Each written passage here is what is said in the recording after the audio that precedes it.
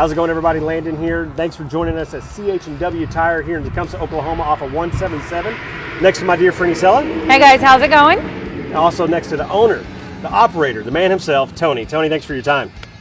Appreciate you. Hey, as you heard just a minute ago, we're talking about tire tools you need for winter. And as you can see, we have chains, we have some other stuff that we're going to be talking about.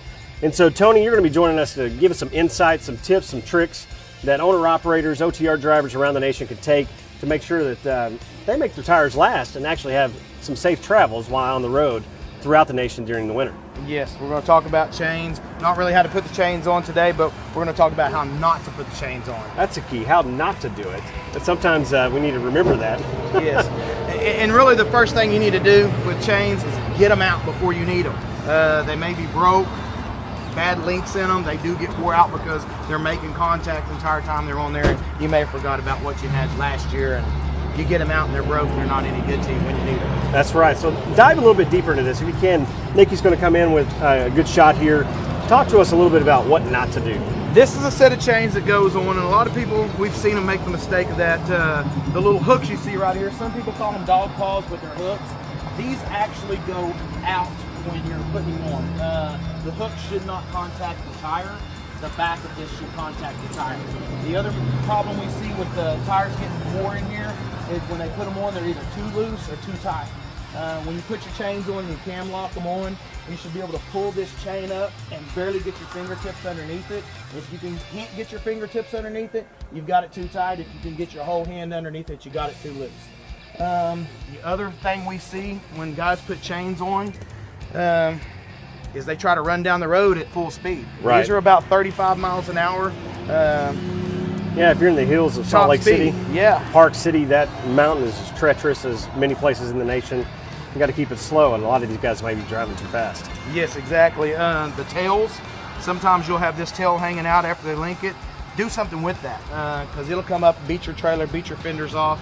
It could be a problem. What do you recommend? I mean, what do I do with that tail if I'm... A lot of times you can take this tail and you can run it through that hook. You feed this through the hook first and then hook it here, and it'll kind of ball it up. It'll hold it against the hook where you hook it there. Bungee straps.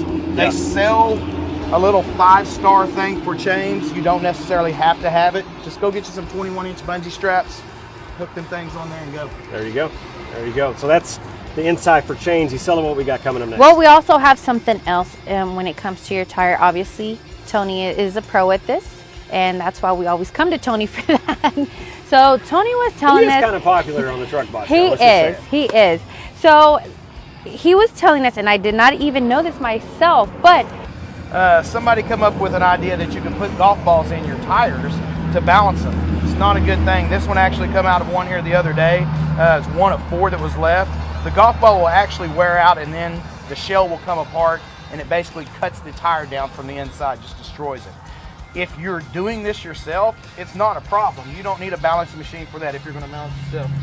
Wherever you buy your tires, you should be able to buy this stuff here. It's called Counteract. It works really well. We use it here. It's an option. You just basically put it inside the tire before you inflate it. You put it in there, air your tire up, go down the road, the little bag breaks, and then from then on, it'll balance itself. How much does that cost? So yeah, I'm sorry. It's about $10. I mean, it costs $10. So it's inexpensive. It's very inexpensive. It's about $10 a tire. Just make sure wherever you go, they give you the right amount for the size of tire you have. It's about the same as having it balanced on the machine. So that's very important, because I know that, like you said, the golf ball, I've never actually heard of that myself, but it's actually damaging to your tires, so it'd be pointless for you to do that. Yes. So let's not try to do that, guys. We don't want that. You want to be safe. We want your tires to last. And of course, if, like Tony said, and the thing about the bag, like you mentioned, it goes inside the tire, the whole bag and all, and it'll bust. And well, you actually take it out of this bag, and there's another little bag inside. Okay. There's instructions on here how to do it. Like I say, you just pull this off. There's a little clear bag. You throw it inside there. And boom, there you go. And it's very easy. Yeah. Very easy. Can you pick those up at any fuel station? Or? Most commercial tire store centers should have Counteract, or what they'll call balance beads. You can get them on the internet. You can get on there. You can buy them off of eBay, maybe even Amazon. I'm not really sure. I haven't looked for them on there, but most places do. They're not hard to find. Not hard to find. They're not hard to find. They're very common. If you're a do-it-yourself guy and you're doing steer tires and you can't balance them on a machine, get you some counteract or some balance beads. That's Works awesome. great. There you go. And of course, always making sure that we check tire pressure. Tire pressure. Back to that. We talk about this little thing every We have time we're here. to. We have to. Because this is the most important thing. It's winter time. You're going to lose air on your tires when it gets cold, when it gets hot. You guys that are going from one coast or through, from hot weather to cold weather, hot weather, you are going to lose quite a bit of air pressure. So get you one of these, and about every other time you stop to get fuel, put some gauges on there, check it, get your tires checked. So tire gauge versus the thumper themselves. I mean, Yes. you mentioned last time we were talking that The if you're thumper- thumping The- and they're all yeah, the same, that's not. The can still thump be way sounds off. the same. Yeah. You can very well check them, and they can be 70 pounds, and you think they were fine because they all thump the same. You air one of them up to 105, 110, whatever it's supposed to be, and you thump it. There's a noticeable difference, but they all Right. sound the same if they're 70. That's right. That's See? right. But it's very important for you to carry one of these. It's a little very bit. It's more accurate, Yes. and it's a lot better. Yes. Yeah, I agree. I think it's best to carry one of those. That's right. Well, Tony, any other insight?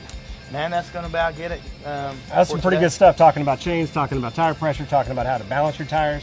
All good stuff. Tony, CH&W Tire, right here in Tecumseh, right off of 177. As always, appreciate your time. Not a problem.